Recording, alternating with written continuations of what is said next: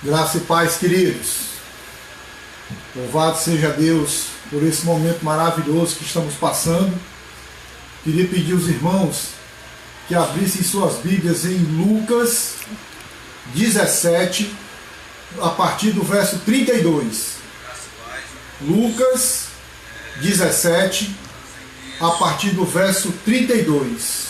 Eu vou ler para os amados. Diz assim a palavra do Senhor: lembrai-vos da mulher de Ló. Quem quiser preservar a sua vida, perdê-la-á. Quem a perder, de fato a salvará. Digo-vos que naquela noite, dois estarão numa cama, um será tomado e deixado o outro. Duas mulheres estarão juntas, moendo. Uma será tomada e deixada a outra. Dois estarão no campo, um será tomado e o outro deixado. Amém? Amados, nessa noite eu queria refletir com vocês a respeito em quem nós temos colocado a nossa confiança. E esse texto começa falando da mulher de Ló. A mulher de Ló, ela estava junto com o seu marido, que era Ló, com as duas filhas. Ela estava no meio de 3 pessoas que estariam sendo salvas. Ela poderia ter sido salva, mas ela preferiu olhar para trás. O fato de você estar dentro de uma igreja, de você frequentar uma igreja, de você estar no meio dos salvos, não quer dizer que você é um salvo. Então você tem que tomar cuidado para não acontecer na sua vida aquilo que aconteceu na vida da mulher de Ló. Havia um grande estadista na Inglaterra chamado Winston Churchill, que ele disse o seguinte: quanto mais longe eu fico do passado, mais próximo eu fico do futuro. Nós, como cristãos, a gente tem que entender que a nossa vida passada, ela é passada. Não tem nada de bom no nosso passado. O nosso passado, ele tinha apenas uma condenação eterna, que nós nos livramos dela através de Jesus Cristo. Então eu te dou esse conselho nessa noite: não olhe para trás. Se você está em Cristo, caminhe, procure levar gente junto com você, mas não olhe para trás. Em Lucas 12, tem uma outra colocação interessante. Em Lucas 12, 5, ele fala assim: eu vou mostrar para vocês quem vocês devem temer. Temam aquele que, além de matar o corpo, pode jogar a sua alma no inferno. Não temam só aquele que pode matar somente o seu corpo. E aí é onde a gente vê quem confia e quem não confia em Deus. Nós estamos iniciando um momento difícil na vida da igreja. A gente já, essa semana agora, foi aprovado que um síndico, ele pode entrar dentro do apartamento do morador, se tiver 5 pessoas lá orando, por exemplo, e ele pode acabar com a oração. Ou seja, a perseguição à igreja já começou e ela está ficando cada vez mais clara. E aí nós vamos saber quem realmente é crente, quem está disposto a perder a sua vida para salvar-se, ou quem vai fazer acordo com o mundo, pensando que vai estar salvando a vida e vai estar perdendo. Não coloque a sua esperança em nenhum homem. Homem nenhum pode salvar você. O Salmo 146 diz o seguinte: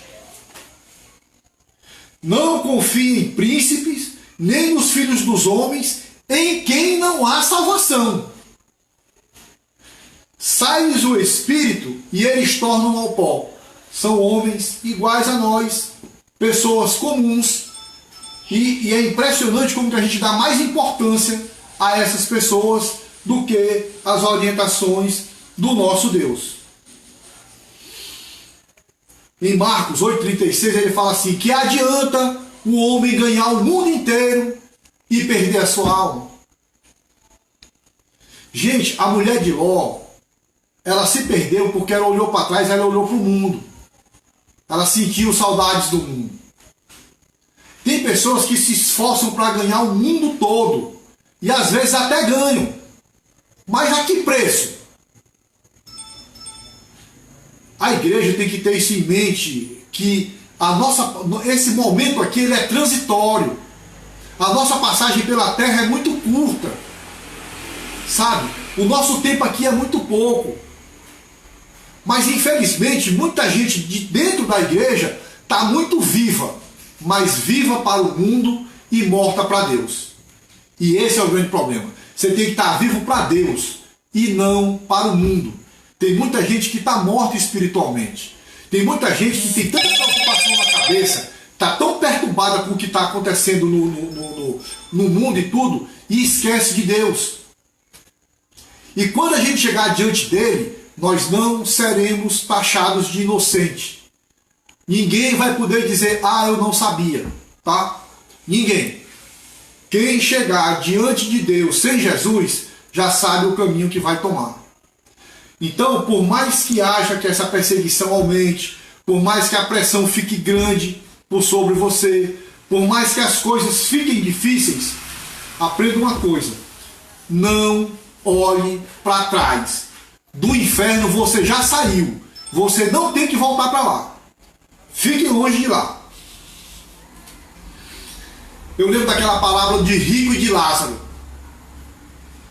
onde um estava perturbado no tormento eterno, pedindo, manda lá em casa, manda um anjo, manda não sei o quê. E o que foi que Abraão disse? Eles têm lá a lei e os profetas. Se eles não escutam a lei e o profeta, eles vão escutar o anjo por acaso? Não vão. Então, a palavra de Deus, ela é a nossa segurança. Aquilo, Deus não é homem para que minta. O que ele disse, ele vai cumprir. E a história mostra Deus cumprindo promessas desde que ele as fez até os dias de hoje. Ponha a sua confiança em Deus. Lá em Miqueias 7, Deus fala que o melhor homem que existe é igual a uma cerca de espinho. Não confie no homem. O homem não pode te salvar.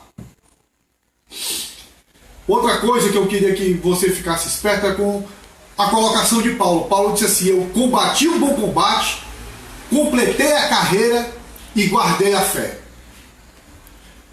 Nós estamos no mundo em combate. Jesus falou que o mundo nos odeia por causa dele. Em outra passagem ele falou: no mundo vós tereis aflição, mas tende confiança porque eu venci o mundo. Aí ele fala: eu completei a carreira, não fique pelo caminho. Gente, estreita é a porta que nos leva para o céu. Mas a gente não pode se desviar nem para a direita nem para a esquerda. Continua caminhando, porque nada do que você pense em fazer, nada do que você sonhe fazer, nada do que você possa se esforçar vai conseguir pagar a sua alma. Você não consegue se salvar por si mesmo. A palavra diz que Jesus é o caminho, a verdade e a vida. Siga caminhando nesse caminho que é Jesus, que você não vai tentar salvar a sua vida, porque se você tentar salvar a sua vida, você vai perder. Gente, isso é uma escolha de onde eu vou passar a eternidade. Em 2 Coríntios 2 ele fala que o lugar que Deus tem preparado para nós, a mente humana nunca pensou, o coração humano nem imagina como é que é. Mas do jeito que esse lugar é bom, eu acredito que o inferno, na mesma proporção, é ruim. Por que você vai escolher ir para o inferno? Deus continua de braços abertos. Ele vai hoje passar, como diz o hino, sabe? Aos pecadores desdichosos, aqueles que estão em queda, a hora é essa, ele está passando, é aqui e agora. Você vai escolher o quê? Por falta de oportunidade, ninguém deixa de ir para o céu. Deus é paciente, Deus dá muitas oportunidades, mas nem todo mundo aproveita. Outra coisa que é bom você entender é que a salvação ela é individual. Infelizmente, hoje no mundo evangélico há uma torre de Babel e há um versículo, um capítulo do livro de Atos, Atos 16:31, que trata de um carcereiro, que Paulo falou para ele: olha, não te faças mal, porque será salvo tu e tua casa. E muita gente aplica isso, a salvação eterna, não tem nada a ver com isso. Eu quero lembrar a vocês a revolta de Coré contra Moisés. Deus matou ele e toda a família. Quando Acã roubou aquela capa babilônica, foi punido ele e a família. Quando Amã tramou contra o povo de Deus, morreu ele e a sua família. Por que isso? A lei na época era assim. Quando uma pessoa cometia um crime, a família todinha pagava junto. Entendeu? E o carcereiro aqui, a gente vê que ele era um homem honrado, ele queria se matar, porque se alguém fugisse, nenhum familiar dele ia ser morto. Ele estava disposto a se sacrificar pela sua família. Acabou que todos eles conheceram o Evangelho, Paulo foi lá e falou. Mas entenda uma coisa, o Evangelho é individual. E eu vou entrar agora na segunda parte do texto, onde que trata da questão do arrebatamento, que fala, estarão duas pessoas numa cama, uma será tomada e a outra vai ficar. Vão estar duas mulheres moendo, uma será tomada e a outra vai ficar. Estarão dois homens no campo, um será levado e o outro vai ficar. Ou seja, dentro da casa da gente, infelizmente, alguns ficarão, se não se converterem, se não aceitarem a salvação de graça que Jesus oferece, eles não vão participar disso aqui, não, eles vão ficar de fora. E com relação ao arrebatamento, gente, eu não sou de fazer, como é que fala, esses cálculos, mas a chamada Era de Aquários, que é a era que vai se seguir logo após a Era de Peixes, que é a turma do Zodíaco atribui aos cristãos, eles estão, entre eles, sem chegar a um consenso, porque a data que essa era iria começar seria em 2600. Só que estão dizendo que começou em 2001. E se você reparar o que está acontecendo no mundo de 2002 para cá, a gente começa a pensar que essa Era de Aquários, que é mais conhecida como Nova Era, já está começando. Hoje nós estamos num culto, gente, via live. Nós não podemos estar na igreja. As medidas que estão sendo tomadas, nenhuma delas vem em nosso benefício, muito pelo contrário. Essa pandemia está sendo usada para um monte de coisa.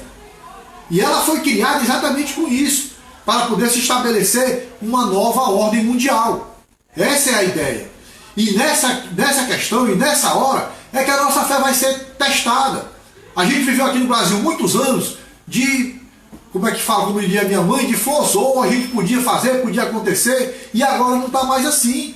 Hoje o termo da moda aqui é lockdown. Tá? Então,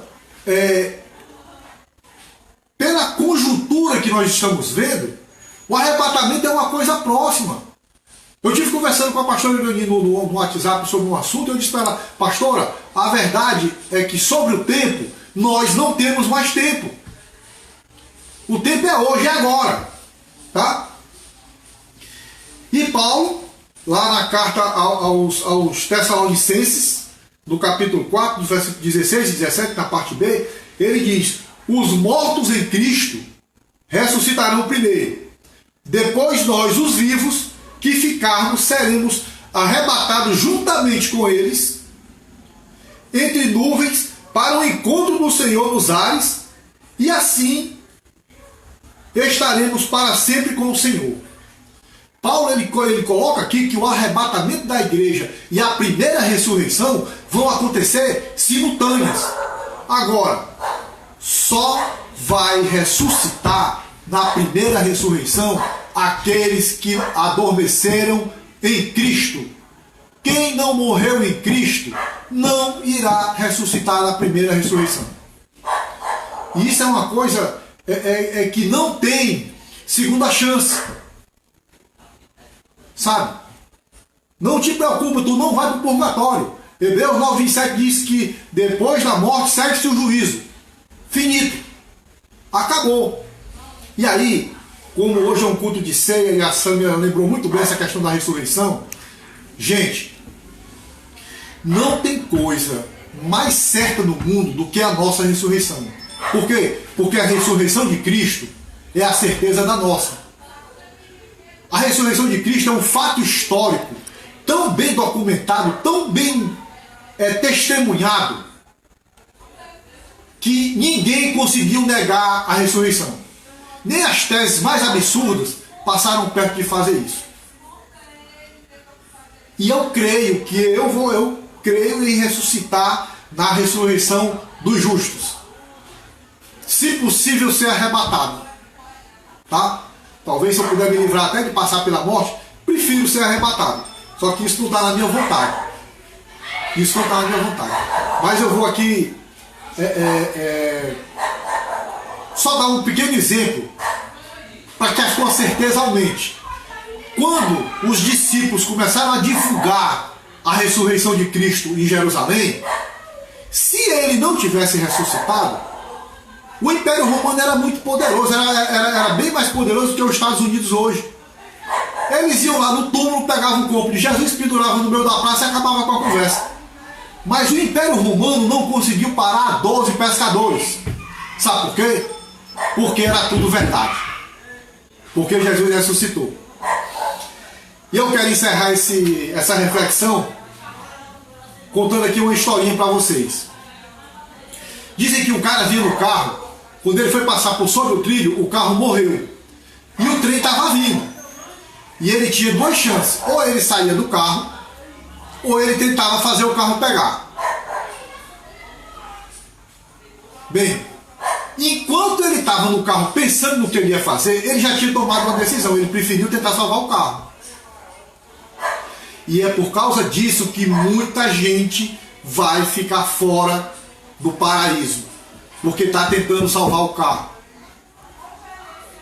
Está vendo que o trem está vindo, mas não toma ciência. A gente ouve falar de arrebatamento, a gente ouve a NASA essa semana, e veja no YouTube, eles estão divulgando agora um monte de vídeo dizendo que estão vendo OVNIs. Por que eles estão dizendo isso? Porque a desculpa que eles vão dar quando nós formos arrebatados é que nós fomos abduzidos pelos OVNIs. O trem está chegando, meu filho. Se você ficar dentro do carro, o trem vai passar por cima de você. Então, abra a porta do carro e corra por o encontro de Jesus. Eu finalizo com a frase de Neymar de Barros. A fé é um salto no escuro que a gente dá para os braços de Deus. Aquele que tem fé, salta e é abraçado. Aquele que não tem, infelizmente, tem uma eternidade no inferno. Que Deus vos abençoe em Cristo Jesus. Amém?